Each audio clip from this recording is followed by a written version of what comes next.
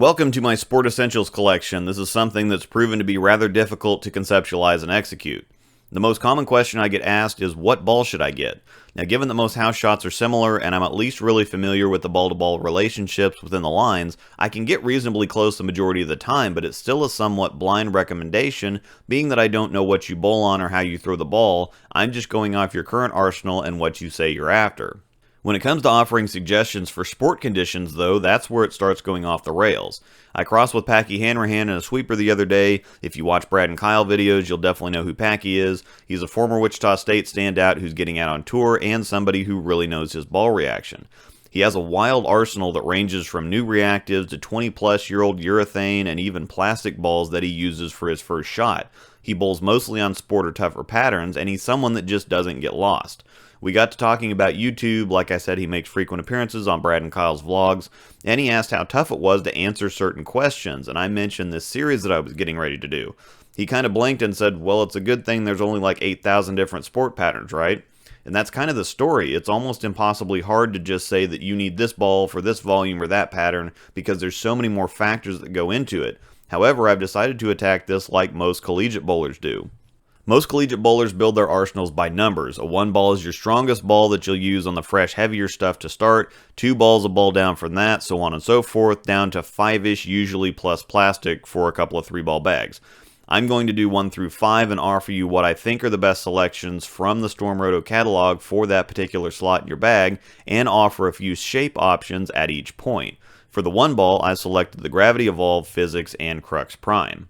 Technically speaking, the Gravity Evolve is the strongest ball in the catalog, and for transparency's sake, I was actually going to slot the Halo in here, but it's been recently discontinued.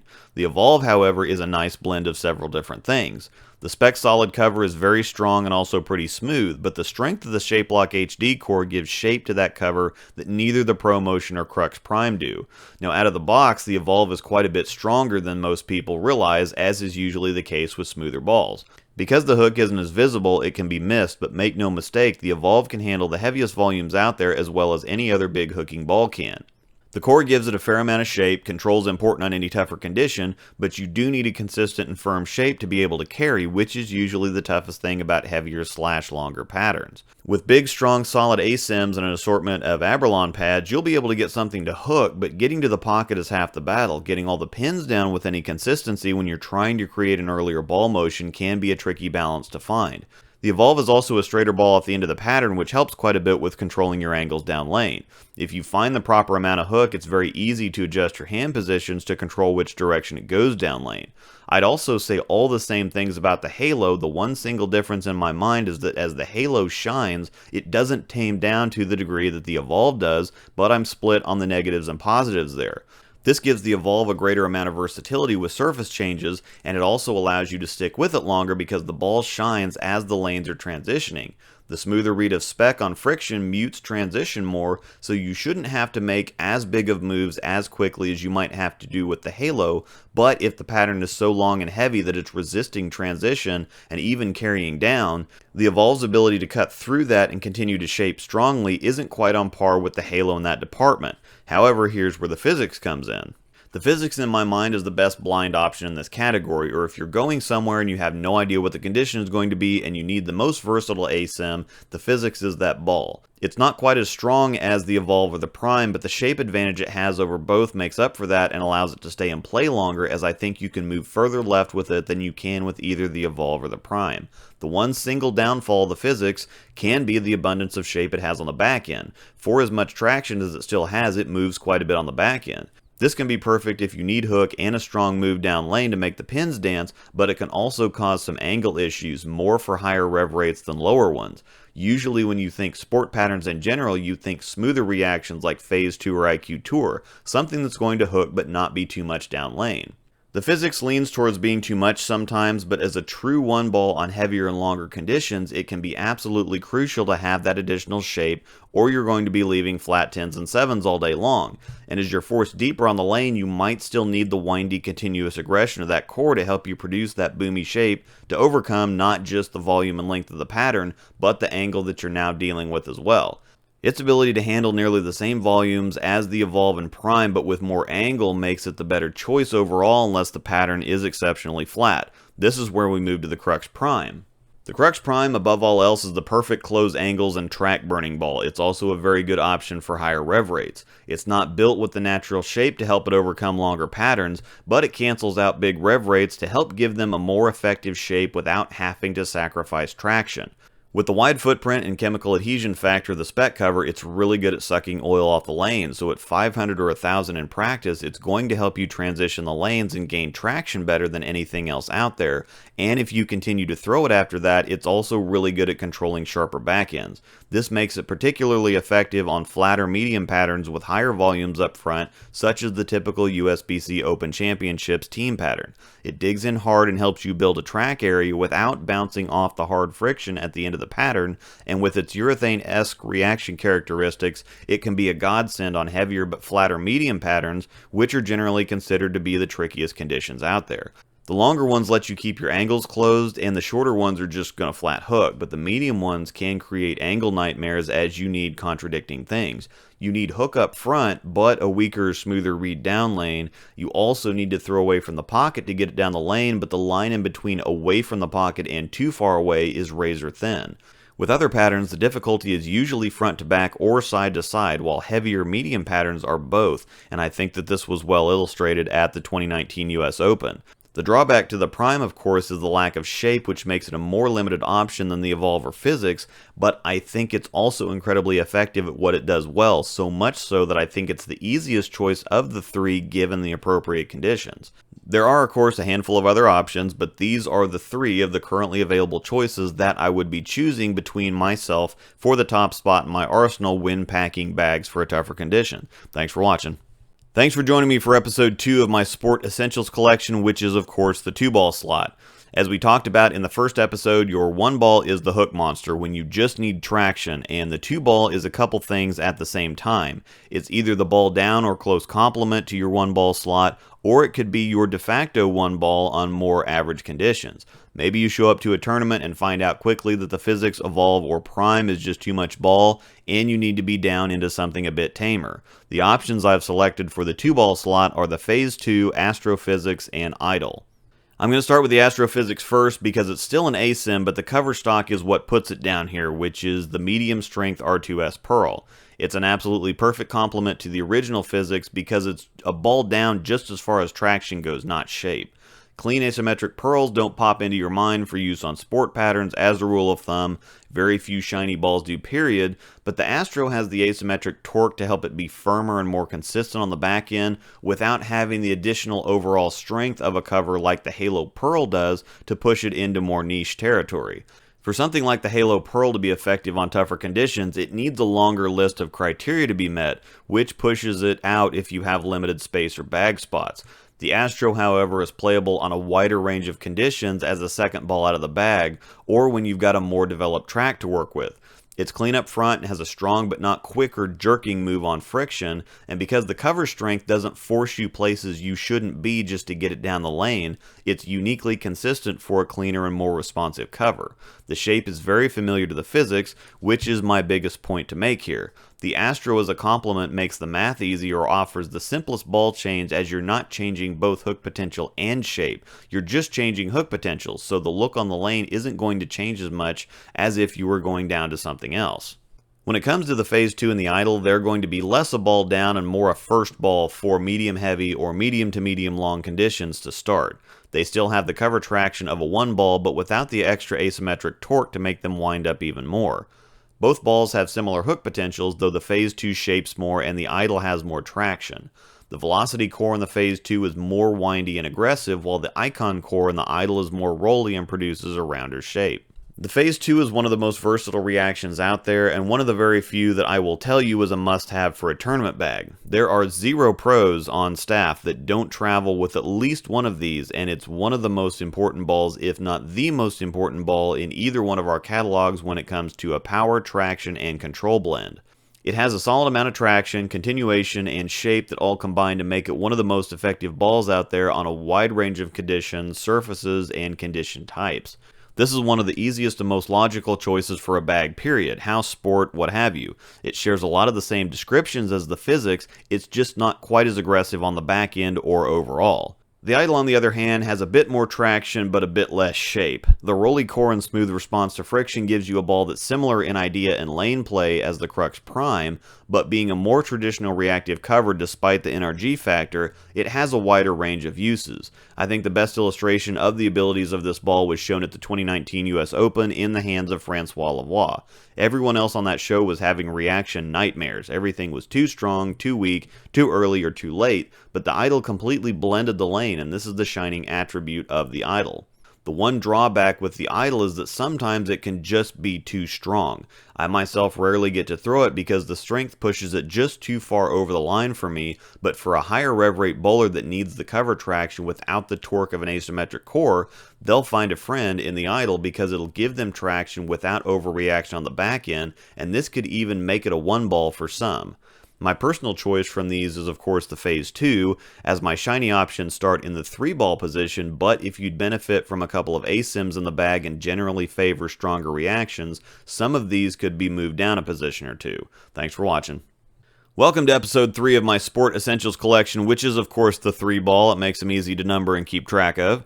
The 3-ball is normally the cornerstone of an arsenal, or the ball that's going to get the most use. The 1 and 2 balls are stronger balls for the first couple games of a tournament, if you can even use them to begin with, but the 3-ball is the one that's going to see the most lane time, so it's the one you're going to build everything else around. The balls I've selected for this video are the ProMotion, Idle Pearl, and IQ Tour Solid. The ProMotion is the ultimate control ball, and I'm sure you know how I feel about it by now with as much as I've talked about it, but from a sport condition point of view, it blends wet, dry, and mutes transitions so well that I can't imagine going anywhere without it, especially if it's on a medium or shorter pattern that's on the flatter side. It was much better than I was at Nationals this year and will easily go in the first bag I pack in 2020. Because of how smooth it is, I prefer it polished. If you need more traction, I'd just go to a different ball entirely. It's already urethane-esque, so adding surface will give you a very urethane-like reaction, which I don't think will be helpful after the lanes get a few games on them. It has a bigger core than the IQ Tour Solid, so it's marginally stronger in the mid lane, but it has a much smoother reaction down lane.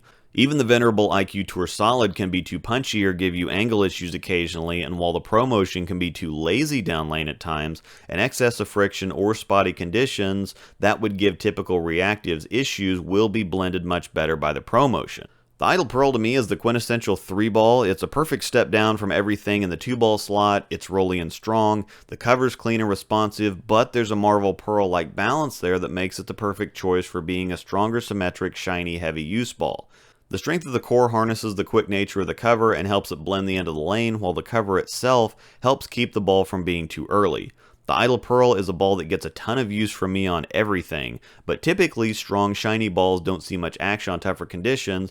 They're built more for taking advantage of wide open conditions, but when you have the level of control that the Idle Pearl does, it fits well on patterns that have seen a little transition, that have some defined friction to the right that you can now throw at. The Idle Pearl does well from all angles on the lane, and if you need a shiny option but the Astro is too much down lane, the Idle Pearl will blend it a little better while still giving you that clean up front look. The Idle Pearl does well from all angles on the lane, and if you need a shiny option but the Astro is too much down lane, the Idle Pearl will blend it a little better while still giving you that clean look up front. The IQ Tour Solid is the perfect bailout ball, or the ball you'll want in your hands when hitting the pocket is the most important thing. While I think the ProMotion accomplishes this better when the conditions get drier, the IQ Tour Solid is the best look for when there's carry down. You wouldn't normally think that a smoother ball with a lower differential is the best idea for carry down, but as it's got a lower RG, it's going to rev up faster, and the blend between the responsive R2S solid cover and the lower differential of that core is going to give you some traction and a firm but not quite quick move down lane. This will allow you to stay on top of the transition or maybe even move right and close your angles down. Get roll, get a firm motion on the back end, but not one that's going to put you into over-under territory. I think far too many times people make the mistake of wanting something that will dig through carry down, which nothing truly does, not consistently anyway, and the only thing they end up with is more over-under. Instead of moving their feet, they'll get into a more responsive ball and try to hit it more or get it to pick up instead of using carry down as hold, which can be incredibly valuable on tougher conditions if you treat it right. The IQ Tour Solid can both help you close down your angles and minimize the amount of lane you're playing, and give you a strong but more controlled motion off sharper or super clean backends. There's a reason it's been around as long as it has, and it's not going anywhere. This slot is incredibly hard for me, but given the options that will show up elsewhere, my personal pick would be the Idle Pearl. So far, for the first 3 episodes, my bag is a PhysiX, Phase 2, and an Idle Pearl, so that's a really great start towards a 5-ball plus plastic lineup. Thanks for watching. Welcome to the 4th episode of my Sport Essentials collection, aptly named the 4-ball. This is where you start branching out a little. It can either be a transition ball, a medium to dry volume / medium to short length ball, or a more specific use ball, and for this slot I've chosen the IQ Emerald, the Wild Streak, and the All-Road. The IQ Emerald is a little of all the above. It's clean up front and rolly throughout the lane, so it can play on drier conditions. On transition, higher rev rates will get a controlled and continuous look from deep. Straighter players will get the same look from straight, one that allows them to keep their angles closed and still get an effective motion when they don't need the teeth of something stronger or something with surface. It's the same idea as the IQ Tour, but I don't find it to be quite strong enough to be in the heavy use category, so it's going to be more for a specific condition or set of circumstances unless you've got a higher rev rate. Same idea as the IQ Tour, keep you out of trouble, hit the pocket, but it doesn't have the strength or quite as much lane blending as the IQ Tour. However, as so well illustrated by Wes Malott during the PBA League a few months back, it's devastatingly effective when its time comes. The IQ Tour is the ultimate get at least 9 ball. The IQ Emerald is the same option, but when the lanes are a bit more scoreable. The Wild Streak is one of the wild card options. It's going to be more for short to medium length, and the flatter the pattern is, the more valuable I think it is, or the more its skill or abilities stand out. It's an IQ Tour type idea, but with a twist. The IQ Tour is so good because it does what it's going to do and tends to ignore physical misses and lane conditions more than other balls do, which is vital to success on tougher patterns, but at the same time it's going to do what it's going to do, so it also tends to resist physical and lane play adjustments more than other balls. The Wild Streak does exactly what you make it do. It responds extremely well to physical adjustments, and I find it very unique in that it's easy through the fronts and remarkably consistent at the break point, and just overall for being a higher RG ball. Usually higher RG balls are just for bowling on dirt or more broken down conditions when getting the ball down the lane is the most important thing. You don't usually think fresh, flat, and high RG together, but the Wild Streak makes this a reality. It should be amazing on something like the Nationals team pattern where you need both front to back and side to side control and effectiveness.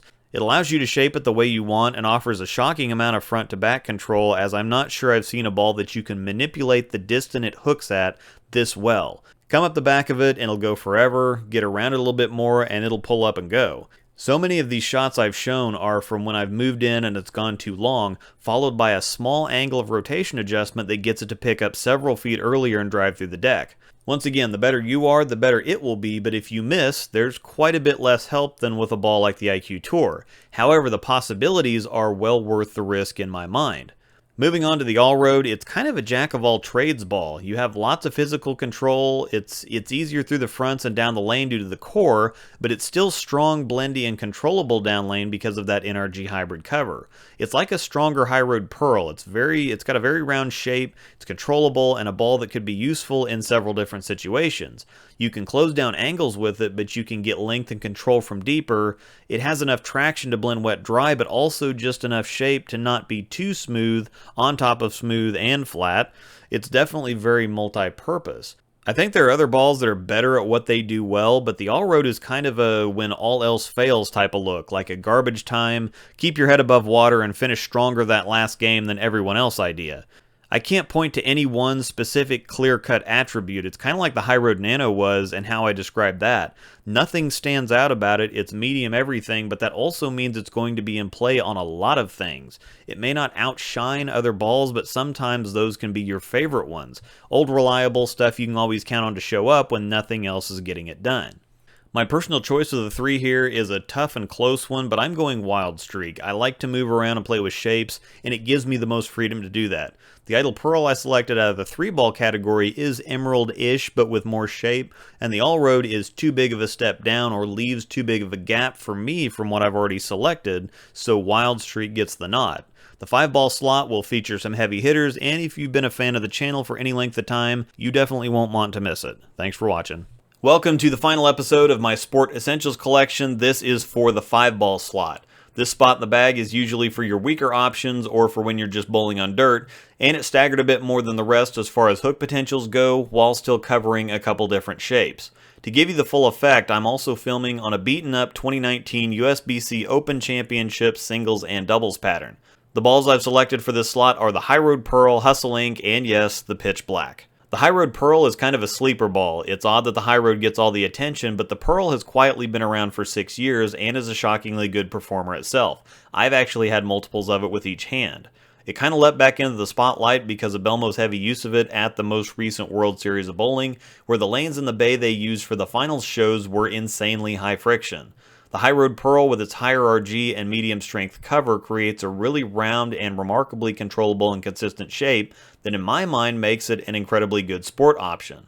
The rounder, more climbing shape of the Pearl gives it a very effective motion, and because of the longer and weaker nature of the ball, it offset the super early and strong friction of the lanes at the WSOB that was making other stronger balls burn too much energy.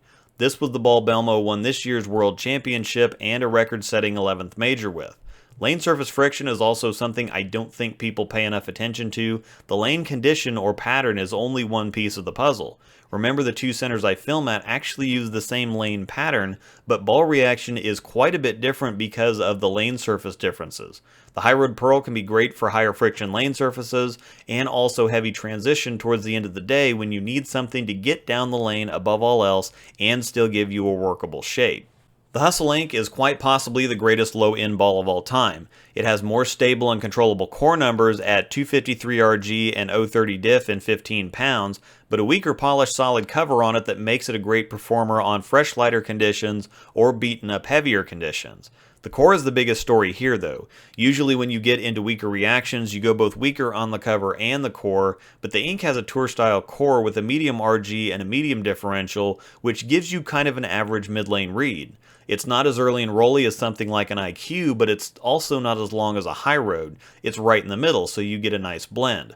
It'll roll up earlier than the High Road from deeper angles to help it read properly down lane without having the stronger and heavier roll of an IQ that would make it start up too early. When the High Road Pearl is going a bit too long or there's not quite the abundance of friction to balance out its natural length, the ink is a slightly weaker reaction but with more help from the core to adjust the shape on a similar line.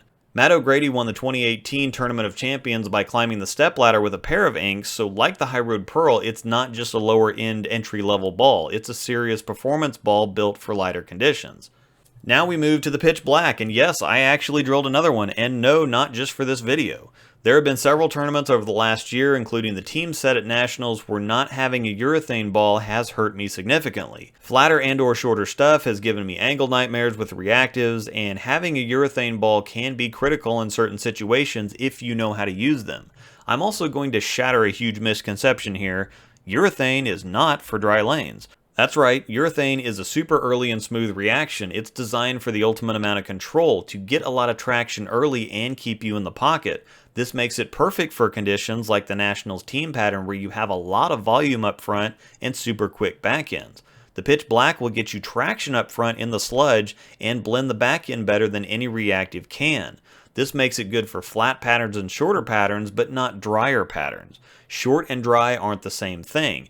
WTBA Sydney, for example, is a short pattern but not a dry one. At almost 25 mils, that's a lot of volume for 33 feet. Most house shots use 20-ish mils for 40 feet. People try to use urethane on lower volume patterns because it reduces shape, but all I've seen that do is give them over-under issues because while it's smooth down lane, it's also quite a bit earlier, which creates hook too early for you to even see. So perceived physical misses are actually just the ball grabbing when it hits the lane.